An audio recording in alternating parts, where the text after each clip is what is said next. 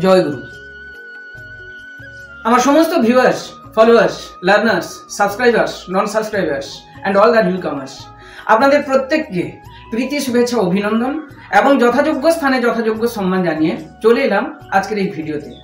Thumbnail দেখে নিশ্চয়ই আপনারা বুঝতে পেরে গেছেন আজকের এই ভিডিওর মূল যে আলোচ্য বিষয়বস্তু সেটা কি রয়েছে। আলোচনায় যদি আপনাদের কোনো দিক থেকে উপকারে লাগে, আপনাদের যদি ভালো লাগে, তাহলে আমার চ্যানেলটিকে সাবস্ক্রাইব করার জন্য বিশেষভাবে আপনাদের কাছে অনুরোধ থাকলো। আসি আজকে মূল কথায়। প্রজাতন্ত্র দিবসে একটি ছোট্ট হাত জাতীয় পতাকাকে শক্তভাবে আঁকড়ে ধরে জাতীয় সঙ্গীত বাজানোর সাথে সাথে উত্তেজনার চোখ মেলে। আমাদের এই প্রজাতন্ত্র দিবসটি একটি বিস্ময়ে ভরা দিন। এই দিনটি টিভিতে Bhagat Singh, Lagaan, the legend of Bhagat Singh এবং রং দে বাসন্তীর মতো সিনেমা দেখে নায়কদের এবং অতীতের ইতিহাসের সাথে গভীর সংযোগ অনুভব করে। বিশেষত প্রবীণদের জন্য প্রজাতন্ত্র দিবস সত্যি একটি বিশেষ দিন। এই বিশেষ দিনটিতে তারা মহাত্মা গান্ধী, সুভাষচন্দ্র বসু, মঙ্গল পাণ্ডে, মাতঙ্গিনী হাজরা, ক্ষুদিরাম বসু এবং আরো অনেক অনেক অনেক স্বাধীনতা সংগ্রামীদের আত্মত্যাগের দিকে তাকান। আজ আমরা স্বাধীন ভারতবর্ষে বাস করছি।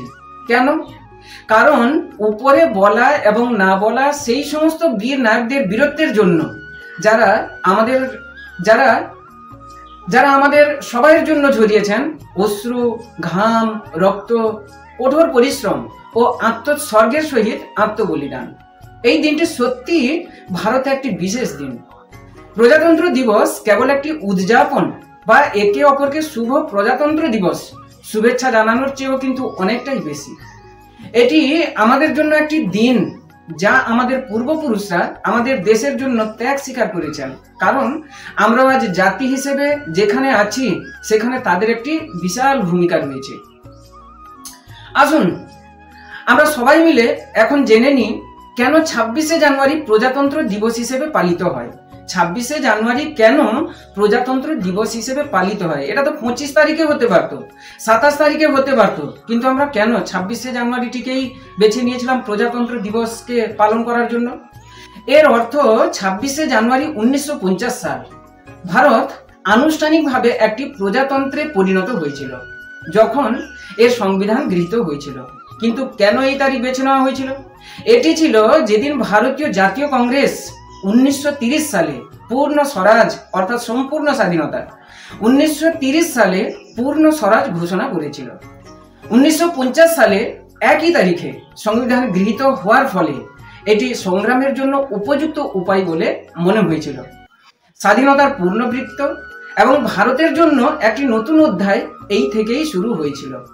এখন কারোর মনে প্রশ্ন জাগতে পারে, 1950 সালের কথা বলছি, অথচ স্বাধীনতার পূর্ণবৃত্ত এবং ভারতের একটি নতুন অধ্যায়ের কথা বলছি। কেন বলছি? এর কারণ কি হতে পারে? কারণ একটাই, এর কারণ খুবই গুরুত্বপূর্ণ এবং আমাদের সকলের অবশ্যই এটি কিন্তু জানা উচিত।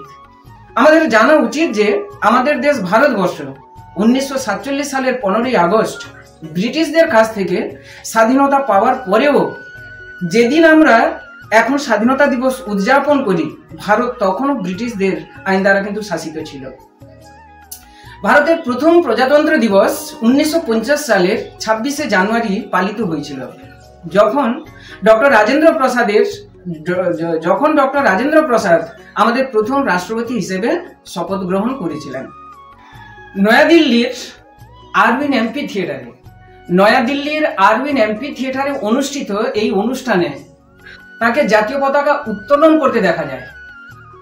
জাতীয় সঙ্গীতটি বাজানোর সাথে সাথে এটি ভারতের গল্পের সত্যিকারের টার্নিং পয়েন্টের মতন মনে হয়েছিল। তারপর থেকে প্রতি বছর 26শে জানুয়ারি সারা দেশে প্রজাতন্ত্র দিবস উদযাপিত হয়। তবে সবচেয়ে বিস্তৃত উদযাপন আমাদের জাতীয় রাজধানী দিল্লিতে হয়। সবচেয়ে বিস্তৃত উদযাপন আমাদের জাতীয় রাজধানী দিল্লিতেই অনুষ্ঠিত হয়ে থাকে। রাজপথে একটি প্রজাতন্ত্র দিবসের কুচকাওয়াজ হয়, যা আমাদের সমৃদ্ধ সংস্কৃতি, বৈচিত্র্য এবং আমাদের সামরিক শক্তিকে তুলে ধরে।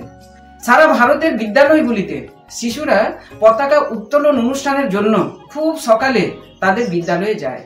জাতীয় সঙ্গীত গাওয়া হয় এবং স্কিট সংগঠিত হয়। ভারতের স্বাধীনতা সংগ্রামের গল্প এবং কিভাবে সংবিধান তৈরি হয়েছিল তা বর্ণনা করা হয়। এই দিনটি ভারতের এত গুরুত্বপূর্ণ তা তুলে ধরার জন্য একজন শিক্ষক, একজন ছাত্র বা এবং নেতা প্রজাতন্ত্র দিবসের বক্তৃতা দেন, যাতে এই বক্তৃতাগুলি আমাদের দেশের গণতন্ত্র, সাম্য, স্বাধীনতা এবং আমাদের সংবিধানের মূল্যবোধ সম্পর্কে শিক্ষা দেয়। আজকের দিনে এবং এই যুগে আমরা যে যুগে বাস করছি, প্রায় প্রত্যেকেই সোশ্যাল মিডিয়াতে রয়েছি এবং এতে অবাক হওয়ার কিছু নেই যে লোকেরা প্রজাতন্ত্র দিবসে তাদের চিন্তাধারা এবং অনুভূতি প্রকাশ করার জন্য মাধ্যম হিসেবে সোশ্যাল মিডিয়ার যে প্ল্যাটফর্মগুলি ব্যবহার করে, সেগুলো কিন্তু আমরা সেখান থেকে অনেক কিছু জানতে পারি। আপনারা ফেসবুক বা হোয়াটসঅ্যাপ যে দিকেই তাকান না কেন, আপনারা দেখতে পাবেন অনেক লোক প্রজাতন্ত্র দিবসের উদ্ধৃতি বা প্রজাতন্ত্র দিবসের স্ট্যাটাস পোস্ট করে, ভারতের প্রতি তাদের ভালোবাসা প্রকাশ করে। স্ট্যাটাস পোস্ট দিয়ে ভারতের প্রতি তাদের ভালোবাসা প্রকাশ করে। প্রজাতন্ত্র দিবসের উদ্ধৃতি বা প্রজাতন্ত্র দিবসের শুভেচ্ছা পাঠ্য বার্তার মাধ্যমে এবং ব্যক্তিগতভাবে প্রিয়জনের সাথে ভাগ করা হয়। এতে আমরা বুঝতে পারি যে তারা আজ তাদের স্বাধীনতার জন্য কতটা কৃতজ্ঞ এবং একটি দেশ হিসেবে আমরা কতটা ঐক্যবদ্ধ। সবাই ভালো থাকুন এবং